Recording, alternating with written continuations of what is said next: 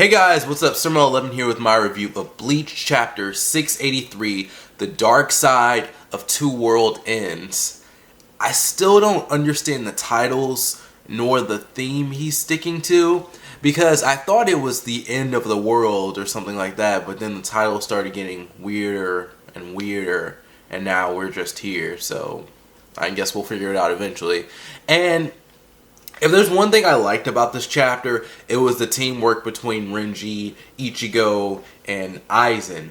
So this chapter starts off with Soul Society starting to collapse, and I think this was just from Yhwach's energy, because nothing in the last chapter really led up to this, so we kind of see like this black energy spreading everywhere, and I'm assuming that's from Yhwach, and that's kind of what's causing Soul Society to start to collapse.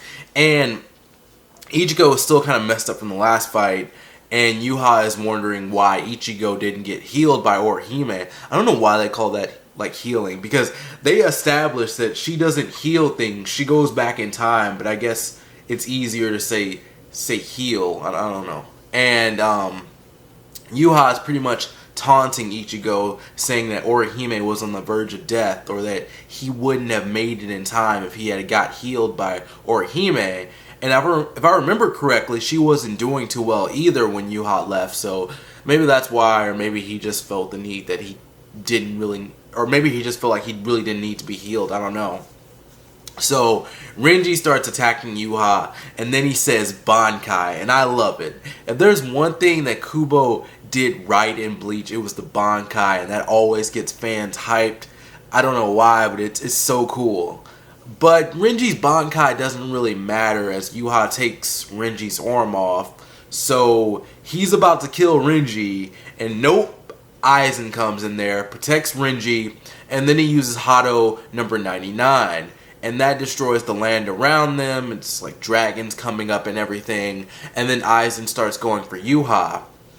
Yhwach has already broken his sword, and I don't get his obsession with doing this, but I guess since that's a Soul Reaper's main form of fighting, it works, and it's a good idea to get rid of their sword, but it kind of gets old fast, especially since it's been like every chapter. It's like, oh, I've broken your sword. What will you do now? Despair, despair, despair! I don't know. So, Yhwach takes Aizen out, and let's just think about that. The strongest guy in the series, who took so long to get to, and not even defeat, they had to seal him, and that's how he was defeated. And then he gets defeated by Yhwach like this, just like he's nothing. So Ichigo comes in there, gets his arm chopped off, and his sword is broken again. This is happening too much. Like I get tired of Ichigo's sword getting broken, or like the thought of Ichigo's sword getting broken. Like it's been broken twice so far. And I think this is the first time Ichigo has lost an arm in the series. I don't really remember him ever getting his arm chopped off, but that was Soul Society. That was all Soul Society. They all got their arms chopped off once or twice. I'm joking, but a few people did get their arms chopped off or sliced in half, and it happens a lot in Bleach. So Yhwach blows a hole in Ichigo's chest, Ukiura style, and dun dun dun, it turns out to be Aizen. And I predicted that Aizen would be able to change Yhwach's perception, and that would be probably how they defeat Yhwach, but now I'm not so sure, because if this is all they can do with it, then it might not work out. So Ichigo, again, Ichigo wasn't hurt or anything because Aizen was the one who took the damage. Ichigo comes in there, stabs Yhwach with this sword, and uses what I like to call point blank Getsuga Tenshou. It wasn't up close, it was in his body, and there was no way this attack could have missed. Kubo is switching it up, but it's kind of still the same technique, and that gets old after a while, and I doubt they won the fight, considering an editor or someone said there's like 10 chapters of Bleach left, so maybe like 9 or 8 at this point, and I don't see how they're going to win, but I did enjoy this chapter. That was the end of the chapter, by the way. So I thought it was pretty good.